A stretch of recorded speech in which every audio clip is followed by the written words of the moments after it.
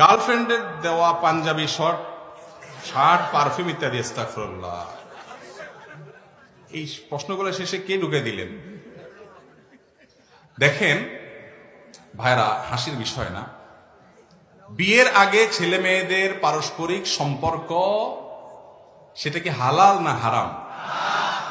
শুধু হারাম না, এই হারামের একটা বিশেষ নাম আছে, ঘৃণিত, সেটার নাম জেনা। ইসলামী শরিয়াতে সবচেয়ে কঠিন শাস্তিগুলোর একটি হলো জেনার জন্য। এত ডেঞ্জারাস অপরাধ এটা, আমরা অনেকে অপরাধ মনেও করি না।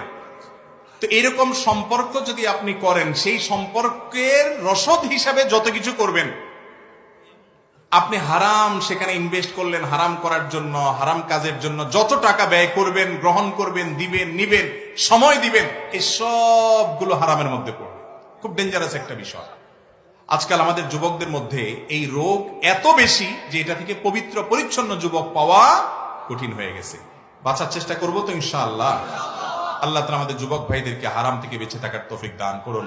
যুবকরা সিরিয়াসনেস আনতে হবে এক্ষেত্রে, যে আমার চরিত্রের মধ্যে কোন প্রকার কালিমা আমি লিপন করতে দেব না। ইতিপূর্ব হয়ে গেল, আমি তওবা করে ফিরে আসব।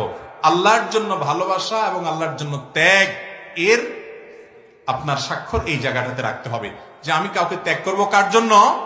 আল্লাহর জন্য। অতএব হারামকে না বলবো তো ইনশাআল্লাহ। বৈধ ভালোবাসার সময় আসবে, বৈধ বউ ঘরে আসবে, তখন ভালোবাসা উজাড় করে দিবেন। আগে ভাগে অজাগায় কুজাগায় ভালোবাসা দিলে পরে তখন পুঁজিতে টান পড়বে, পুঁজিতে টান পড়বে। তখন এটা সফট ড্রিঙ্কস এর মতো, খুলে ফেলছেন, ঢেলে ফেলছেন, ব্যবহার করছেন, একটু আধটু খাইছেন, কমাই ফেলছেন, বারবার ইউজ হয়ে গেছে, ঝাঁজ কমে গেছে, এবার আর পরে আগের ঝাঁজ খুঁজে পাবেন। অতএব যদি নিজের সময় মতো বৈধ স্ত্রীর সাথে বৈধ ভালোবাসা থাকুক এটা চান, তাহলে এই আকাম কুকাম করা, ডাইনে বামে মুখ বাড়ানি, হারাম পথে যাওয়া ছেড়ে দেন, সোজা হয়ে যান। ঠিক বলার লোকের অভাব নাই, কিন্তু এই হারাম সম্পর্ক ছিন্ন করবেন যারা নিয়ত করছেন, হাত তোলেন। অর্ধেক উঠে অর্ধেক নামে, ভয়ে ভয়ে যে বাপ চাচাকে কোন দিক থেকে তাকায়। দরকার নাই হাত তোলার, মনে মনে নিয়ত করেন ইনশাআল্লাহ। ঠিক আছে না?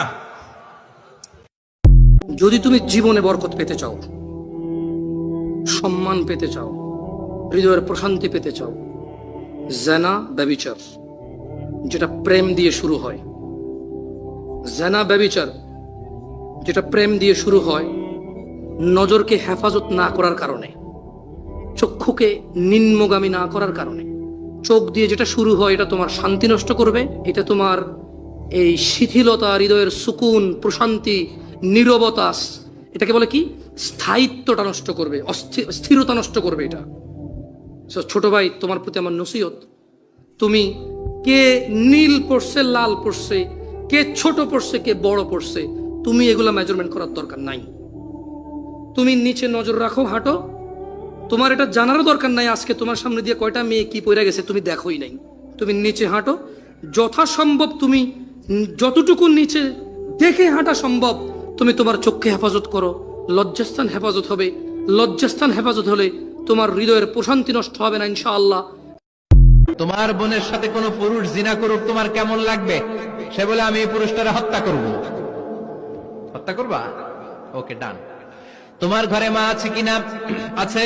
তোমার মায়ের সাথে পর পুরুষ জিনা করবে, কেমন লাগবে? আমি সাইজ করবো রে। তোমার ঘরে স্ত্রী আছে কিনা? আছে। তোমার স্ত্রীর সাথে যদি কেউ জিনা করে কেমন লাগবে? বলে আমি তারে ছাড়বো না। বিশ্বনবী বললেন, তাহলে যেই মহিলার সাথে তুমি জিনা করবা সেও তো কারো বোন, সেও তো কারো স্ত্রী, সেও তো কারো মা, ঠিক কিনা?